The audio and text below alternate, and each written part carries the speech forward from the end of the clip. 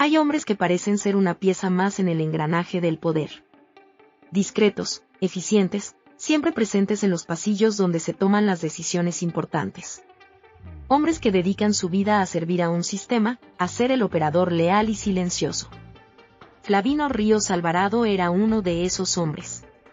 Un académico con un doctorado en Derecho, un notario respetado, un político que había ocupado casi todos los puestos imaginables en el gobierno de Veracruz. Pero su historia nos recuerda que, a veces, la lealtad más férrea puede llevarte al borde del abismo y convertirte en el protagonista del colapso. Esta no es solo la crónica de un escándalo de corrupción, es la historia de un hombre y el desmoronamiento del mundo que juró sostener. Para entender a Flavino Ríos, hay que entender sus dos caras. Por un lado, estaba el intelectual. El doctor en Derecho por la máxima casa de estudios de México, la UNAM. El profesor de Derecho Constitucional, el hombre de leyes que, desde su notaría en Minatitlán, daba fe de la legalidad. Este era el rostro que proyectaba, el de un técnico, un servidor público preparado y regido por el estatuto. Pero detrás de esa fachada, siempre hubo una sombra, una duda sobre su propia identidad. Durante toda su carrera, sus opositores susurraron que él no era realmente de Veracruz. Que había nacido en el vecino estado de Oaxaca y que su padre, un político local, le consiguió un acta de nacimiento falsa cuando ya era un veinteañero para que pudiera hacer carrera en el estado. Nunca se comprobó del todo, pero la acusación lo persiguió siempre, como un recordatorio de que su carrera, quizás, estaba construida sobre un engaño fundamental. Era el tecnócrata y, al mismo tiempo, el político de la vieja escuela, dispuesto a doblar las reglas para asegurar su lugar en el juego. Y vaya que jugó. Durante décadas, Flavino Ríos fue una constante en la política veracruzana. Era el hombre al que siempre llamaban. Fue 2 veces secretario de gobierno, 2 veces secretario de educación, 2 veces subsecretario de gobierno, 2 veces diputado local. Su nombre aparecía una y otra vez en los nombramientos, sin importar quién fuera el gobernador.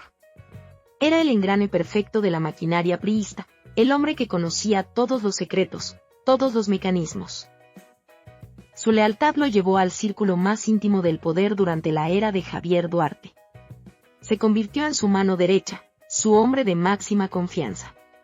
Primero como secretario de Educación y luego, en el puesto clave, secretario de Gobierno. El responsable de la política interna, el que mantenía el orden. Pero el orden, a veces, se mantiene con violencia. En diciembre de 2015, mientras jubilados y pensionados protestaban en la capital, Jalapa, exigiendo el pago de sus pensiones que no llegaban, la respuesta del gobierno fue brutal.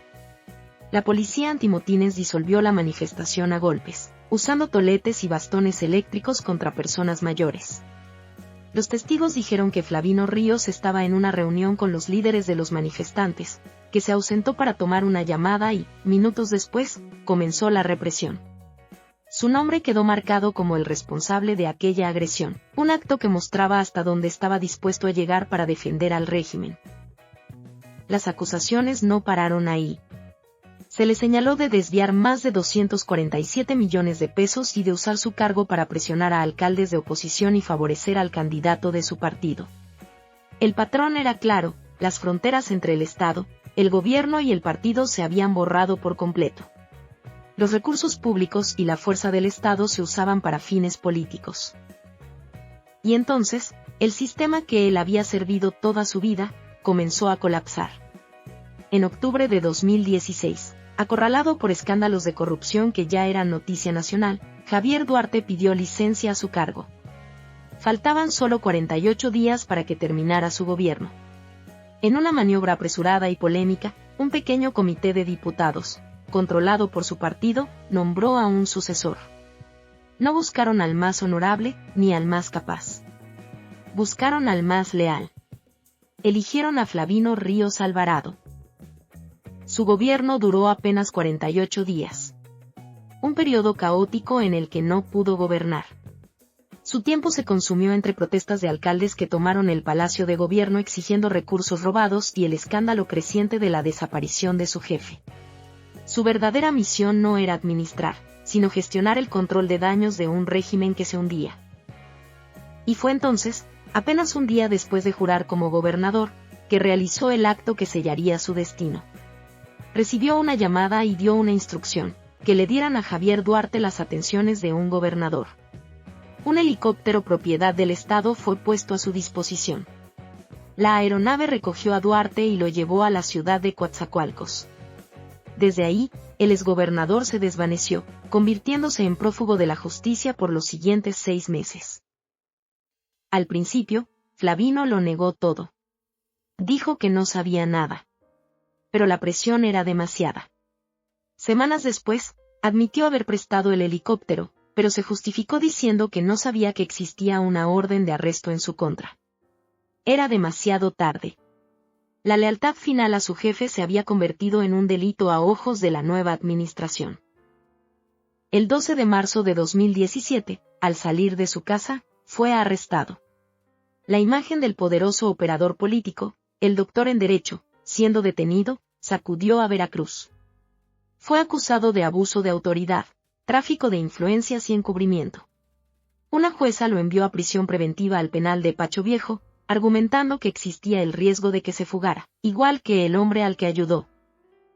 Pero su tiempo en la cárcel fue breve. Un cuadro de hipertensión lo llevó a un hospital y de ahí, a prisión domiciliaria. Mientras, sus abogados preparaban su defensa. Y entonces, el destino, o la casualidad, intervinieron de forma trágica.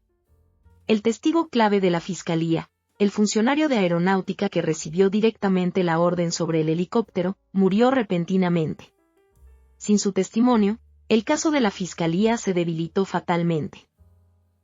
Finalmente, en marzo de 2019, un juez federal le concedió un amparo. La conclusión del juez fue simple: no había pruebas suficientes para demostrar que se hubiera cometido un delito. Flavino Ríos Alvarado fue exonerado de todos los cargos. Declaró que todo había sido una venganza política, que era un hombre inocente. Le devolvieron su notaría y anunció su retiro de la vida pública. El sistema de justicia, que un gobierno usó para encarcelarlo, fue utilizado por sus abogados para liberarlo. La historia de Flavino Ríos Alvarado nos deja con una pregunta incómoda y sin respuesta. ¿Fue la vindicación de un hombre inocente, una víctima de la persecución política? ¿O fue el fracaso de un sistema de justicia incapaz de hacer que el poder rinda cuentas? Su carrera, como su exoneración, permanece envuelta en una sombra de ambigüedad. La historia de un hombre cuya lealtad a un sistema corrupto lo llevó a ser el último guardián de sus ruinas, dejándonos la duda de si fue cómplice, víctima, o ambas cosas a la vez.